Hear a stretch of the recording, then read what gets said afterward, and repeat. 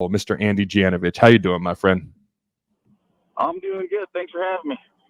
Yeah, man, I appreciate you joining me, and I gotta ask, okay, what are your thoughts going into year 2 under Matt Rule? What are your just kind of your general thoughts, general impressions? Have you had a chance to be around the team at all?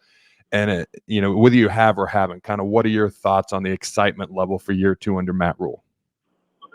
Unfortunately, I haven't been around the team at all or anything like that. Don't make it back. Kind of tied down with work here and there, but I don't know. I see a little bit here and there on social media. He's always got team building events, and I mean, it seems like they're a pretty close knit group. And just last year, some of the heartbreaking games that we lost, we were always in it until the end. It's just mistakes here and there that cost us games, but I like where our defense is. I mean, we got a young defense, and they were killing it. They held us in a lot of games last year, and I like the new quarterback. I'm pretty excited for this year. I think we'll get 8-9 wins right now, is my guess. Ooh, I like that. All right. So let's just start with like the first 7 games. When you look at Nebraska's schedule, you've got teams like UTEP, obviously Colorado at home, Illinois, Purdue, Rutgers, who I do think will not be an easy game, coming into Lincoln, Indiana.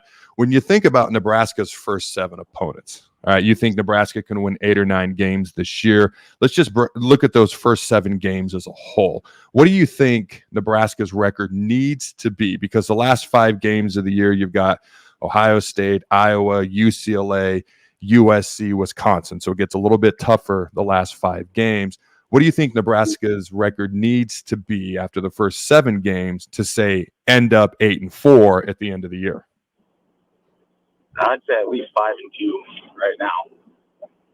6-1 wouldn't hurt my feelings either, but or 7. I think at least 5-2, because I think Wisconsin's had our number for a long time, and which pains me to say, but I think we can get Wisconsin. I'd like to knock them off. They're a team I do not like. Obviously Iowa. I hate them. I don't even know if we play them this year, but can't stand Iowa. Oh, yeah, of course we play Iowa. All right, I got to ask you, if you could only choose for Nebraska, obviously we want to beat them both, but if you could only pick one game between Wisconsin and Iowa for Nebraska to win, I'm putting you on the spot here, all right, which game would you pick Nebraska to win? Like, which game would you prefer that the Huskers win, Iowa or Wisconsin, if they could only win one of them? I'd probably say Iowa. I have a deep hate for Iowa, too. I'm sorry. And they're a neighboring state, and, everybody has to compare Iowa and Nebraska. So I'm going to go with Iowa. I had someone ask me, and they're a non-Nebraskan.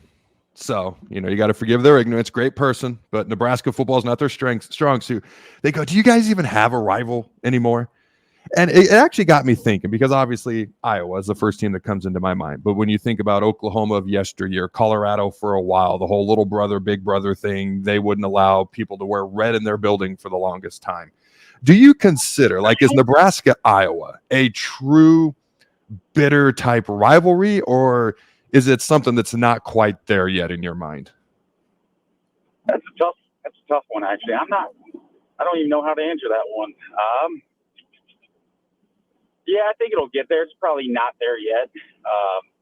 Maybe in the next 5-10 years, it'll be down that road. But yeah, I just don't think there's enough history over the course of the years to have that to be a true rivalry like Oklahoma, Texas, Colorado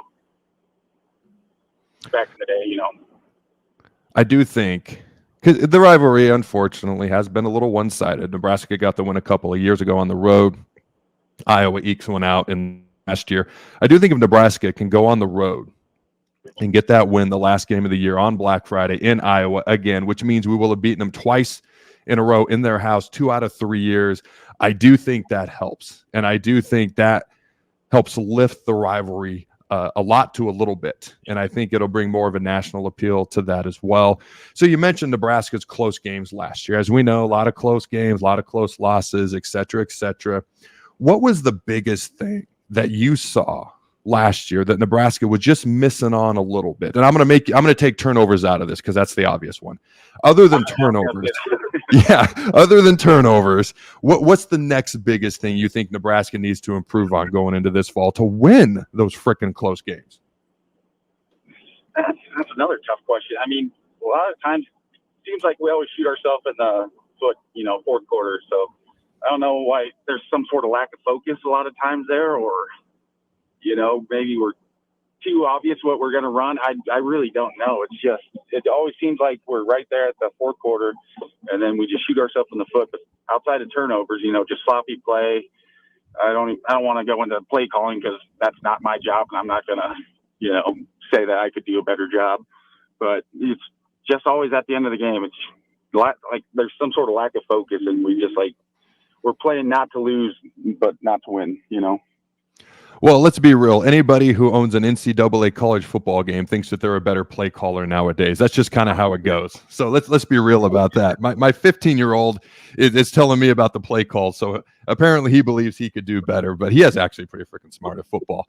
But so I got an interesting question for you specifically. Being from Gretna, coming and playing at Nebraska, Matt Rule and his staff, they've made it a priority, to recruit Nebraska again and make it a priority to get Nebraska kids to want to play for and to come to the University of Nebraska to play football. And actually I chatted with Nebraska women's soccer coach last week, Coach Walker, and almost half their team is from Nebraska, and this is a team that almost made it to the Final Four in women's soccer a year ago. So what are your thoughts? Do you think it's overrated trying to get Nebraska kids to stay in state? Are you glad that there's finally an emphasis back on it? What are your thoughts on this? I think it's very important. I mean, any kid that grows up in Nebraska, you have Nebraska football. That's your pro team. That's your college team. That's your dream team. I grew up, from a young age, just wanting to play at Nebraska ever since I was, 5 years old.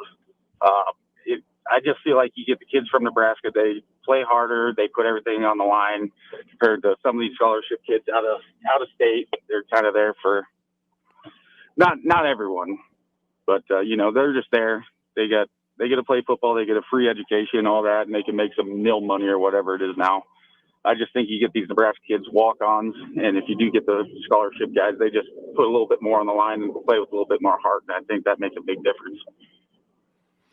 All right, man, I want to talk about the fullback position specifically because that's a position that isn't used as much anymore, and we can argue whether that's right or wrong. I'm personally along the lines of someone who would like to use it more just in general, not even talking about the Huskers, but just in general football. But the Nebraska football position fullback position is one that's near and dear to Huskers' hearts. Okay, so what are your thoughts on the fullback position in today's football, college football? Do you think it's something that's not being utilized enough? If you were coaching a team, let's say a high school team, what would your thoughts on using the fullback position be? And it might depend on the personnel that you have, but just what are your thoughts on the fullback, how it is or isn't being used in today's college football? I think you need it. Maybe that's just me being biased, but you got all these teams going spread offenses, so they try to adjust their defenses with smaller guys, faster guys. You put a fullback in the game that you can utilize in the right ways. He's opening up holes. You got a 240, 50-pound fullback, and you're going against 225-pound linebackers. I mean, he's just going to crush them. And it just opens lanes for the running back, and you should rush a couple hundred yards. I mean, I just don't see why people don't see that sometimes. So I think it's very well needed. All right, so I asked you this question years ago. I think I interviewed you the first time ever was like 8-9 years ago. But I think it's a question that if people don't remember that interview or didn't hear it, I think it's an interesting question because what's the loudest? And there's one play that's in my mind, okay? And hopefully you say the same play, if not, no big deal. But what's the loudest you've ever heard Memorial Stadium while you were on the field? Like a specific game, a specific play, something along those lines. For me, it's going to be Wisconsin. I'm assuming that's what you're thinking too. Yep. But then the other time when we beat Michigan State my senior year when they're rated number 6 or 7, it was pretty loud that game too. So the Wisconsin, you had was it a 50-yard touchdown run? Was that about how long it was? Yeah. The fans were going crazy. And it's the craziest thing that you bring up, the Brandon Riley catch versus Michigan State. I was, scrolling through Facebook and that play randomly came up and I just watched it this morning, and I hadn't seen that play in years. So yeah, it's funny because that was an insanely loud game as well. Yeah.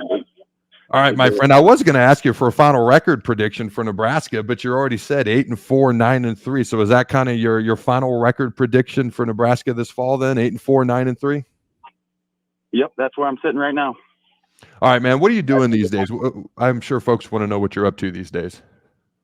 I just got my roofing company and do a little bit here and there on the side for my brother Jim. Then I started a dock company with one of my friends from high school.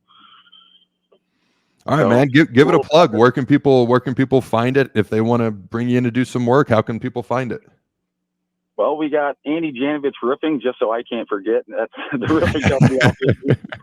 And then we got the dock company. It's Quality Docks and Lifts. Do a lot of pretty custom docks, and they're pretty cool. I'd recommend checking those out if you live on a lake. All right, ladies and gentlemen, check those out. And Mr. Janovich, my friend, thank you for joining me.